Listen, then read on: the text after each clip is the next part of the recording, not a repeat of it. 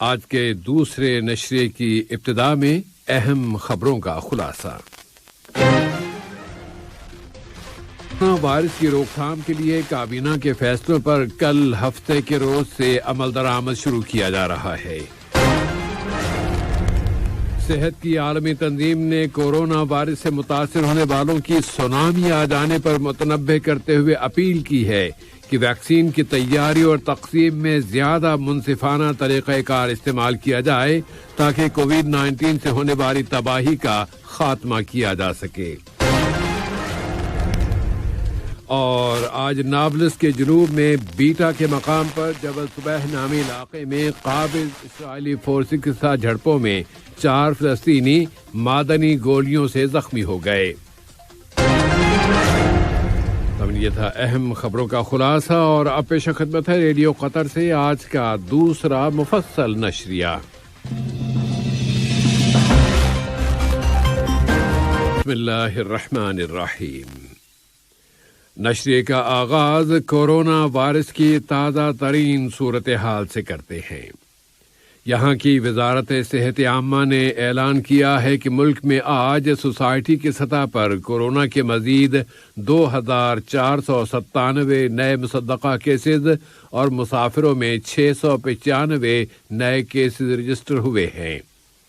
وزارت صحت کے مطابق ملک میں مزید 358 مریض اب صحت یاب ہو گئے ہیں، جس کے بعد اب تک یہاں اس وبا سے شفا پانے والوں کی مجموعی تعداد 2,47,142 ہو گئی ہے۔ ملک میں کووڈ-19 اور خاص طور پر اومیکرون ویریانٹ سے متاثر ہونے والوں کی تعداد میں اضافے کی وجہ سے کابینہ نے اس وائرس کے پھیلاؤ کی روک تھام کے لیے متعدد احتیاطی تدابیر اور حفاظتی اقدامات کے ایک پیکج کی منظوری دی ہے۔ ان اقدامات پر عمل درآمد کل ہفتے کے دن سے شروع کیا جائے گا اور اگلے اعلان تک یہ عمل درآمد جاری رکھا جائے گا۔ اس حوالے سے وزارت صحت عامہ نے زور دے کر کہا ہے کہ سوسائٹی کے وہ افراد جو اب ویکسین کی بوسٹر ڈوز لینے کے اہل ہو چکے ہیں وہ جلد از جلد یہ تیسری ڈوز بھی لے لیں اور اس معاملے میں کوئی بھی تاخیر نہ کرے۔ اس طرح وزارت تربیت و تعلیم اور اعلیٰ تعلیم نے بھی تمام اسکولوں کے تدریسی اسٹاف اور ادارتی عملے سے کہا ہے کہ ان میں سے ہر ایک فرد اپنی اور سوسائٹی کی سلامتی اور حفاظت کی خاطر ویکسین کی تیسری ڈوز لگوا لے۔ موجودہ حالات میں چونکہ ہیلتھ سینٹرز پر پڑنے والے دباؤ میں اضافہ ہو چکا ہے تو وزارت صحت نے لوسیل کے علاقے میں ایک نیا سینٹر کھول دیا ہے جہاں گاڑیوں کے لیے 10 ٹریکس بنائے گئے ہیں اور لوگ گاڑی میں بیٹھے بیٹھے کورونا ٹیسٹ کروا سکتے ہیں۔ اسی طرح وزارت تجارت و صنعت نے بھی کورونا وائرس سے متاثر ہونے والوں کی تعداد میں زیادہ اضافے کے بعد کچھ تجارتی سرگرمیوں پر پھر سے پابندیاں عائد کر دی ہیں۔ پھر وزارت اوقاف و اسلامی امور نے بھی مساجد میں جانے والوں کے لیے ہدایات اور احتیاطی اقدامات کی تفصیلات جاری کر دی ہیں۔ وزارت اوقاف نے فیصلہ کیا ہے کہ کل ہفتے کے دن سے فرض نمازوں کے وقت ہر 2 نمازیوں کے درمیان ایک جائے نماز یعنی آدھے میٹر کا فاصلہ رکھا جائے۔ جمعے کی نماز کے دوران نمازی ایک دوسرے سے 1 میٹر کا فاصلہ رکھیں۔ سابقہ معمول کے مطابق محدود مسجدوں میں ہی وضو کے مقامات کھلے رکھے جائیں گے۔ جن لوگوں نے ویکسین نہیں لگوائی ہے اور 12 سال سے کم عمر بچے بھی مسجدوں میں داخل نہیں ہو سکیں گے۔ وزارت اوقاف کا کہنا ہے کہ ہر نمازی مسجد میں داخل ہوتے ہوئے احتراز ایپ دکھائے، ہر ایک نمازی اپنی جائے نماز اپنے ساتھ لے کے آئے اور ہر ایک فیس ماسک پہنے ہوئے ہو۔ وزارت اوقاف نے مزید کہا ہے کہ جو لوگ بھی زکام، کھانسی یا بخار وغیرہ کے شکار ہوں تو وہ اپنے گھروں پر ہی رہیں اور مسجدوں میں نہ آئیں۔ اس طرح وزارت مواصلات نے بھی میٹرو اور پبلک ٹرانسپورٹ کے ذریعے سفر کرنے والوں کے لیے کچھ نئے احتیاطی اقدامات کا اعلان کر دیا ہے اور ان پر بھی عمل درآمد کل ہفتے کے دن سے شروع ہوگا۔ ملک کے متعلقہ اداروں نے 898 افراد کو حفاظتی اقدامات کی پابندی نہ کرنے کی پاداش میں پبلک پراسیکیوشن کے حوالے کر دیا ہے۔ ان میں سے 595 افراد کو فیس ماسک استعمال نہ کرنے پر، 33 افراد کو احتراز ایپ ڈاؤن لوڈ نہ کرنے پر اور 270 افراد کو سوشل ڈسٹینس یا سماجی فاصلہ نہ رکھنے پر پراسیکیوشن کے حوالے کیا گیا ہے۔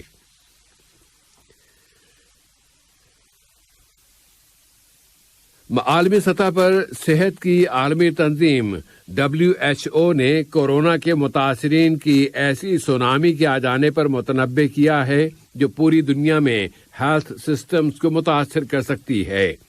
اس تنظیم نے اپیل کی ہے کہ اس وبا کی روک تھام کے لیے ویکسین کی تیاری اور تقسیم میں زیادہ انصاف سے کام لیا جائے تاکہ کووڈ-19 کی تباہی و بربادی کو ختم کیا جا سکے۔ WHO نے متنبہ کیا ہے کہ اومیکرون نامی نیو ویریئنٹ کو ہلکا یا درمیانے درجے کا قرار دینا مناسب نہیں ہوگا، بلکہ یہ ویریئنٹ بہت سے متاثرین کی جانیں بھی لے سکتا ہے۔ براعظم افریقہ میں کورونا وائرس کے متاثرین کی تعداد اس وقت تک 10 ملین سے تجاوز کر گئی ہے، اور اس براعظم میں سب سے زیادہ متاثر ہونے والے 2 ممالک ہیں، اور وہ ہیں بوتسوانا اور ساؤتھ افریقہ، کہ وہاں صرف ایک دن میں 3 ملین سے زیادہ متاثرین کی رجسٹریشن ہو چکی ہے۔ اسی طرح یورپ میں اور خاص طور پر فرانس میں متاثرین کی ریکارڈ تعداد رجسٹر ہوئی ہے۔ وہاں اب کورونا کی وبا ایک سیاسی مسئلہ بن گئی ہے، اور فرانس میں پورے یورپ کے مقابلے میں سب سے زیادہ متاثرین کی یومیہ رجسٹریشن ہو رہی ہے۔ انڈیا میں آج جمعے کے روز کووڈ-19 کے 1,17,100 کیسز رجسٹر ہوئے ہیں۔ گزشتہ سال جون کے بعد سے یہ اب تک ایک دن میں وہاں رجسٹر ہونے والوں کی سب سے بڑی تعداد ہے۔ بھارت کی وزارت صحت کے مطابق مزید 302 مریض فوت ہو گئے ہیں۔ اس طرح انڈیا میں اب تک کورونا سے موت کے منہ میں جانے والوں کی تعداد 4,83,178 ہو گئی ہے۔ مقبوضہ فلسطین سے آمدہ خبروں کے مطابق آج نابلس کے جنوب میں بیٹا نامی علاقے میں جبل صبیح کے مقام پر قابض اسرائیلی فورسز کے ساتھ مقابلوں میں 4 فلسطینی معدنی گولیاں لگنے سے زخمی ہو گئے ہیں۔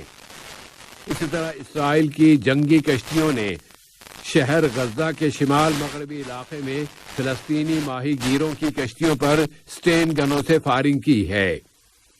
دریں اثنا غزہ کی پٹی میں آج ایک قیدی ناصر ابو حمید کے ساتھ یکجہتی اور سولیڈیرٹی کے اظہار کے لیے کئی مقامات پر جمع ہو کر مظاہرہ کیا گیا۔ مظاہرین کا مطالبہ ہے کہ اس قیدی کو، جس کی صحت بہت زیادہ بگڑ چکی ہے، فوراً رہا کیا جائے۔ ان مظاہرین نے قابض حکام کی جانب سے فلسطینی بیمار قیدیوں کے حوالے سے جان بوجھ کر لاپرواہی کی پالیسی اپنانے کی سخت الفاظ میں مذمت کی ہے۔ سوڈان کا دارالحکومت الخرطوم آج میدان جنگ کا منظر پیش کرتا رہا۔ وہاں مظاہرین اور سیکیورٹی فورسز کے درمیان بار بار جھڑپیں ہوئی ہیں۔ شہر کے وسطی حصوں میں سیکیورٹی فورسز کی بڑی تعداد تعینات کر دی گئی تھی تاکہ لوگوں کو، جن کی تعداد ہزاروں میں ہے، صدارتی محل کی طرف جانے سے روکا جا سکے۔ سوڈانی سیکیورٹی فورسز آج دن بھر آنسو گیس اور ساؤنڈ بم استعمال کرتی رہیں۔ 3 افراد قتل ہو گئے ہیں جبکہ زخمیوں کی تعداد درجنوں میں ہے۔ مظاہرین ملک میں سول حکومت کی بحالی کا مطالبہ کر رہے ہیں اور وہ فوج کی شراکت اور پارٹنرشپ کو مسترد کر رہے ہیں۔ ایران کے ایٹمی مسئلے کے حوالے سے فرانس کے وزیر خارجہ جان ایو لڈرغیاں نے کہا ہے کہ ایران کے ایٹمی مسئلے پر مذاکرات پازیٹو ٹریک پر آگے بڑھ رہے ہیں اور کوئی سمجھوتا ہو سکتا ہے۔ مذاکرات کے اس 8ویں دور کے حوالے سے روس اور مغرب کے درمیان کھینچا تانی جاری ہے۔ مغرب کا مطالبہ ہے کہ اس دور کی مدت کے لیے ایک ٹائم فریم ورک دیا جائے۔ ایران نے بھی کہا ہے کہ یہ مذاکرات مثبت یعنی پازیٹو ہیں۔ البتہ ایرانی مذاکراتی وفد کے ایک قریبی ذریعے نے اس امر کی تردید کی ہے کہ کسی عبوری سمجھوتے کے لیے کوئی بات چیت ہوئی ہے۔ اس صورتحال میں ایران کے اعلی مذاکرات کار علی باقری نے کہا ہے کہ پابندیاں اٹھائے جانے کے حوالے سے دوسرے فریق کی سنجیدگی کسی سمجھوتے تک پہنچنے میں مدد دے سکے گی۔ ترکی کے صدر رجب طیب ایردوان نے انکشاف کیا ہے کہ ان کا ملک اب ڈرون طیارے بنانے والا دنیا کے پہلے 3 ملکوں میں سے ایک ملک بن چکا ہے۔ وہ خلائی صنعت سے متعلقہ ایک ترک کمپنی کی طرف سے منعقد کردہ ایک تقریب سے خطاب کر رہے تھے۔ یہ تقریب لڑاکا طیاروں کی پروڈکشن کے ایک قومی کارخانے یعنی نیشنل انڈسٹری کے افتتاح کے موقع پر منعقد کی گئی تھی۔ ترکی کے صدر نے کہا ہے کہ ان کی حکومت کا عزم ہے کہ اگلے سال دنیا کو ترک لڑاکا طیارہ بنا کر دکھا دیا جائے گا۔ اور قازقستان کے فسادات سے متعلقہ خبر میں صدر قاسم جومارٹ ٹوکاییو نے اعلان کیا ہے کہ ان کے ملک نے بڑی حد تک آئینی سسٹم بحال کر لیا ہے۔